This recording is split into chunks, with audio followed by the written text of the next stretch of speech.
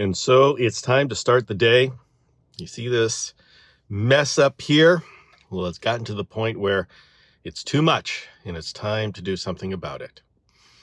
The next time you see me, I'm going to be well-groomed, domesticated.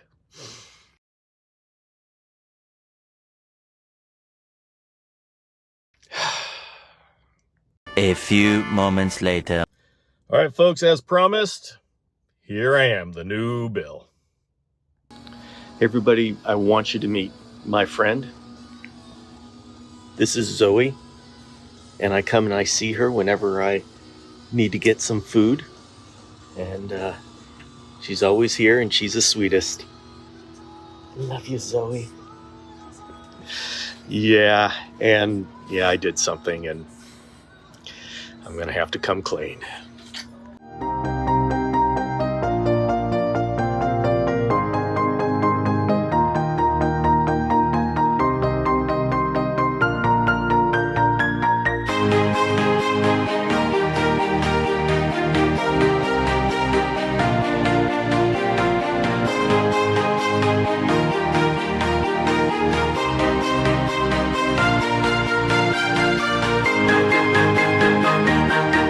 All right, so there's a reason why finding a carpet chameleon was fortuitous. I have been considering what chameleon species to put into the Arboreal XL Enclosure that you always see behind me, and we've decided we were going to do it as a community tank. I say we because I asked everybody what to do with it, and the response was pretty resounding. And so I'm going to put in a dart frogs at the bottom, your Platus fantasticus, the satanic leaf-tailed gecko, in the branches above, and a small chameleon that's going to be in the upper story.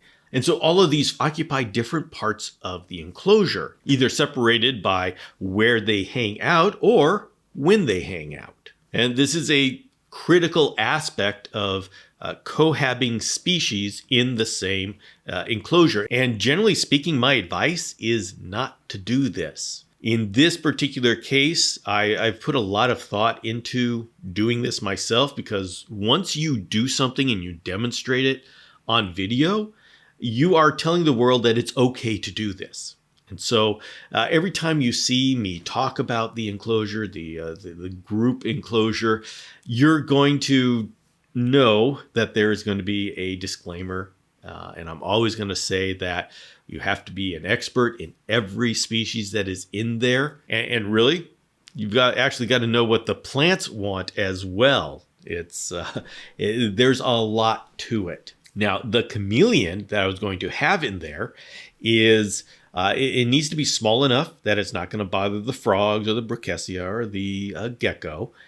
And it needs to be big enough that it's not going to be prey for any of those. And we can go over my options. My options are some of the tiny Caluma, like Caluma linotum or Roa loco.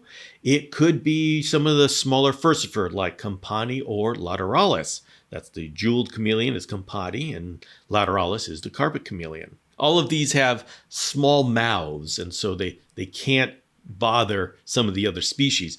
Now, one of option was a Bradypodium thamnobates, and that's the live bearer from South Africa. Although they are very, very, very rare, I still have one, and I could put him in there. Now, I will admit that I do have some hesitation with that, because Bradypodium thamnobates are quite spirited and have a bigger mouth, and they are aggressive. And so I'm very hesitant to put anything else in a area with a Bradypodium thamnobates. I mean, I put my hand in there and he comes after my hand. So I'm just not wanting to mess with that one. Lazarus ellioti is another possibility, but when you come down to it, I decided that I wanted to go with the carpet chameleon because every year I'm encouraging people to get involved with carpet chameleons if you want a breeding project. And so I do want to add to that momentum and support that community. having a carpet chameleon of my own just seems to be right. I mean, I can support it. We can support communities without being part of it, but in this case, I wanted to be part of it. So I had decided that a carpet chameleon was the species that I wanted in that enclosure. Now, I didn't know when I was going to get one or where I was going to get one. Obviously, some captive hatched ones are available sporadically. And that was my original idea because with a wild caught, I am going to have to go through all of the quarantine and the parasite check like I'm doing, and you see me doing with the shamrocks. And so now you're going to see me do it with a carpet chameleon. And, well, I guess it's a good thing. Repetition's a good thing. So you're going to see it over and over and over again. So by the time you do it yourself, it's going to be like old hat. You're going to say, I've been here so many times before, I'm bored of it. And so I'm going to feed her. I am going to hydrate her. And as soon as I get poop, you'll know about it. Woohoo. Exciting times at the Chameleon Academy. And let's go on to some good news. Carlos, who is part of our vlog family in the morning, got his Sambava chameleon in today. But you know, there's a small group of people that just come every morning at 5 a.m. to hang out and start their day with chameleon goodness. And it's got kind of a family feel. And so when somebody gets something exciting, like Carlos just got the Sambava Panther, well, you know what? We're all gonna celebrate. And here you go. These are the first pictures of Lazarus, the Sambava Panther chameleon that belongs to Carlos. Congratulations, Carlos, and keep us informed as to how he's doing. There's something very exciting that I want to share with you that's happening today, right after this vlog, and that is that we're launching the DIY Chameleon Guys video show. And this is where me and James Cross, we're going to come on and we're going to talk about various DIY projects. Now, the first one we're going to talk about is something I'm pretty excited about because it's these planter box cages that I've been using for many, many years.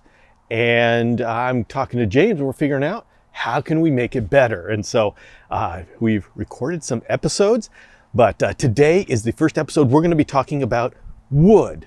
You know, you walk into Home Depot and you get all these different kind of woods. Which one do you use? How do you treat it? I thought that is where we have to start because that's where I've got my questions. And so the first episode is going to launch right after this vlog. Okay, it's time for me to say goodbye, and I will see you either in the DIY Guys premiere episode or else back here tomorrow morning, 5 a.m. Pacific.